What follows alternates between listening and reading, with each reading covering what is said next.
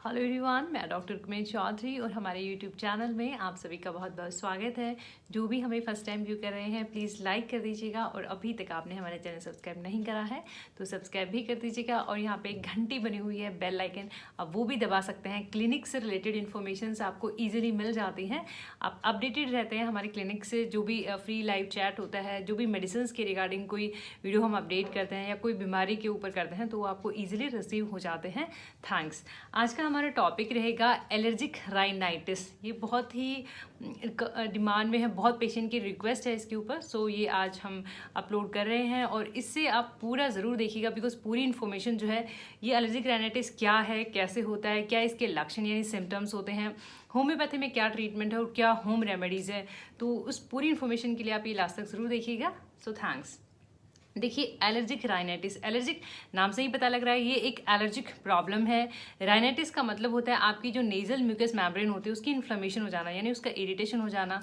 तो allergic rhinitis एक common language में इसको एलर्जी भी कहते हैं। जब भी प्रॉब्लम पुराना हो जाता है तो कुछ लोग उसको नज़ला भी कह देते हैं हिंदी में। तो आज हम इसमें डिटेल में डिस्कस करेंगे सबसे पहले कि ये क्या है। देखिए, एलर्जिक राइनाइटिस, एलर्जिक का मतलब है ये एक एलर्जिक प्रॉब्लम है और राइनाइटिस यहाँ पे डिस्कस करा मैंने, नेजल म्यूकस मेम्ब्रेन की इन्फ्लेमेशन हो जाती है। आपने देखा होगा बहुत से पेशेंट को लगातार छींकें आती रहती है, किसी का जो है फ्रिक्वेंटली नाक बंद हो जाता है, ब्लॉकेज का इशू रहता है, किसी का रनिंग नोज रहता है। तो ये सभी जो है एलर्जिक राइनाइटिस के सिम्टम्स हैं। तो ये एक एलर्जिक प्रॉब्लम है और किसी एलर्जन यानी कि किसी वजह से, जैसे कोई स्मेल हो सकती है पर्टिकुलरली या धूल मिट्टी से हो जाती है तो उससे ये प्रॉब्लम होती है। तो ये हमने बात करी कि ये प्रॉब्लम क्या है। अब हम बात करेंगे इसके कॉजेज़ की यानी कि कारण की, कि एलर्जिक राइनाइटिस होता क्यों है आपको, कि इसके पीछे क्या वजह है, क्या रीज़न है, वो हम यहाँ पे देखेंगे।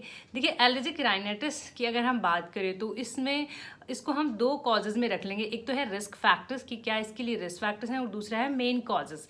मेन कॉज यहाँ पे रहेगा एलर्जन, जो हमने बात करी कि जो एलर्जेंस होते हैं जिसके लिए आप सेंसिटिव हो जाते हैं वो इसका मेन कॉज है।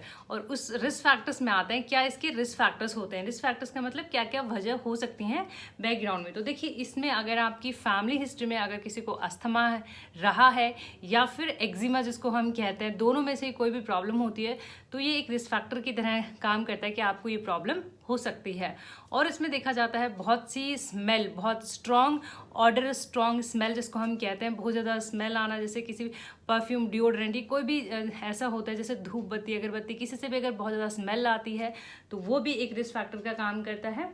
और यहाँ पे सिगरेट स्मोक का भी दिया हुआ है, कुछ केमिकल्स हो सकते हैं और एक और पर्टिकुलर वेदर भी इसमें जो है रिस्क फैक्टर का काम कर सकता है। अगर बहुत ज़्यादा ह्यूमिड वेदर है, रेनी सीजन है, विंटर है, देखा जाता है कि पेशेंट्स में ये पर्टिकुलर वेदर में भी प्रॉब्लम बढ़ जाती है।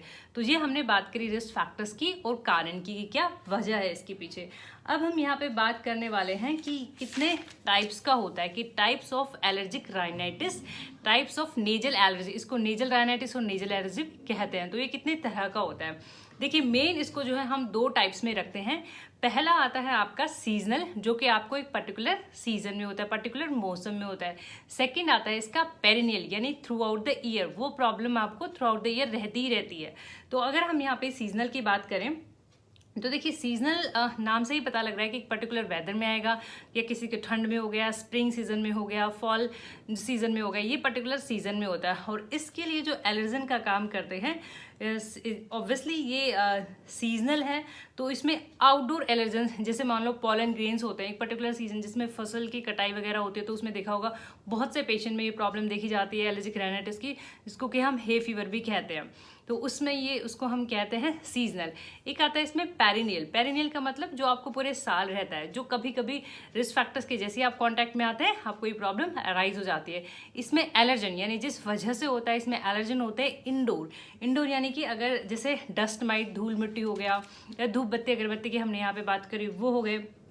तो ये बात करते हैं इंडोर सब्सटेंसेस में काम करते हैं एज अ एलर्जन, जिसकी वजह से आपको ये प्रॉब्लम अराइज होती है। अब हम बात करेंगे यहाँ पे sign and symptoms of allergic rhinitis, hay fever और नेजल एलर्जीज। तो देखिए, साइन एंड सिम्टम्स यानी कि लक्षण, अगर ये प्रॉब्लम है तो आपको क्या सिम्टम्स, क्या लक्षण देखने को मिल सकते हैं।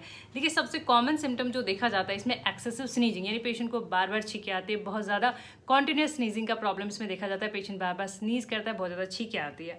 और उसके साथ साथ पेशेंट को रनिंग नोज, यानी किसी किसी पेशेंट में देखा जाता है रनिंग नोज का प्रॉब्लम इसमें देखा जाता है, किसी में ब्लॉकेज ऑफ द नॉस्ट्रल्स, यानी आपका लेफ्ट साइड कोई सा भी नॉस्ट्रल इसमें ब्लॉकेज की प्रॉब्लम हो सकती है, बंद नाक के प्रॉब्लम इसमें देखा जाता है, बंद नाक का प्रॉब्लम है, रनिंग नोज है, ये सारे सिम्टम्स कहीं ना कहीं आपको हेडेक यानी सर दर्द की प्रॉब्लम भी इसमें देखी जाती है। किसी किसी केसेस में अगर प्रॉब्लम ज़्यादा है तो फीवर भी देखा जाता है, डार्क सर्कल्स अंडर आइज किसी किसी पेशेंट में ये देखे जाते हैं, फ्रीक्वेंट हेडेक हमने यहाँ पे डिस्कस करा, फटीग पेशेंट में कमजोरी, स्टफी नोज और ईचिंग, खुजली भी इसमें एक बहुत ही कॉमन सिम्टम देखने को मिलता है, क्योंकि ये एक एलर्जिक रिस्पॉन्स है, एलर्जिक रिएक्शन है, तो इसमें खुजली कॉमन, खुजली आपकी आइज़ में, ईचिंग आइज़ में हो सकती है, नोज में हो सकती है और बॉडी में भी हो सकती है। तो ये इसमें हमने सिम्टम देखिए इसकी कि क्या लक्षण है अगर आपको एलर्जिक राइनाइटिस का प्रॉब्लम है तो। फिर हम इसमें डिस्कस करेंगे डायग्नोसिस ऑफ एलर्जिक राइनाइटिस, यानी कैसे फाइनल जो है बाकी सब प्रॉब्लम्स को रूल आउट करके कि आपको ये एलर्जिक राइनाइटिस का प्रॉब्लम है, कैसे हम इसको डायग्नोस करते हैं, क्या टेस्ट रिक्वायर्ड है। तो देखिए सबसे पहले आपका फिजिकल एग्जामिनेशन किया जाता है, सिम्टोमेटिक पूरा आपका केस टेकिंग, पूरा कंप्लीट केस टेकिंग किया जाता है, और उसमें जो है आपका एक मोस्ट कॉमन इसके लिए जो टेस्ट होता है वो है स्किन प्रिक टेस्ट। आपका स्किन प्रिक यानी बहुत सारे ऐसे सब्सटेंस होते हैं, बहुत सारे ऐसे केमिकल्स होते हैं जो आपकी यहाँ पे चेक करने के लिए जो है लगाए जाते हैं, चेक किया जाता है कि बॉडी के कांटेक्ट में, आपकी स्किन के कांटेक्ट में उसका क्या रिएक्शन होता है। अगर स्वेलिंग आ जाती है डिफरेंट सब्सटेंस की तो फिर वो टेस्ट आपका पॉजिटिव हो जाता है, पता लग जाता है कि आप उसके लिए जो है एलर्जिक है। तो ये स्किन प्रिक टेस्ट यहाँ पे हो गया जिसमें स्मॉल बम्प बन जाता है। फिर आता है इसमें ब्लड टेस्ट। देखिए ब्लड टेस्ट बहुत से इन क्लिनिक पेशेंट्स भी होते हैं जो बताते हैं कि हमारा ईओसिनो जो काउंट है, ईओसिनोफिल काउंट से जो बढ़ा हुआ है, तो वो आपके एलर्जिक रिएक्शन को डिनोट करता है कि आपको जो है सर्टेन सब्सटेंस से एलर्जी है, यानी ये ब्लड टेस्ट इसमें होता है, जिसको कि RAST भी कहते हैं, रास्ट भी कहते हैं।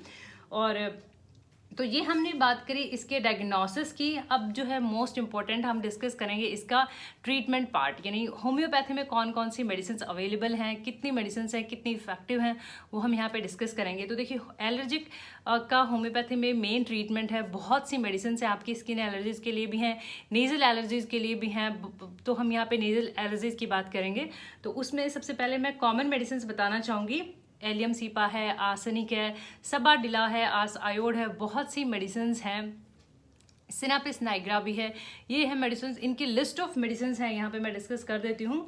नेट्रम सल्फ है, सोराइनम है, डेल्कामारा है, और भी बहुत सी मेडिसिन हैं होम्योपैथी में नेजल एलर्जिक राइनाइटिस की जो हमने यहाँ पे डिस्कस करा है। एक लिस्ट ऑफ मेडिसिन जो मैं यहाँ पे डिस्कस कर रही थी, बहुत सी मेडिसिन हैं जैसे हमने यहाँ पे डिस्कस करा, एलियम सीपा है, आर्सेनिकम है, सबाडिला है होम्योपैथिक मेडिसिन, डेल्कामारा, सोराइनम, एरमट्रिफलम, पाल्सेटिला, सिनापिस नाइग्रा, बहुत सी मेडिसिन हैं जो कि आपके सिम्टोमेटिक बेसिस पे दी जाती हैं।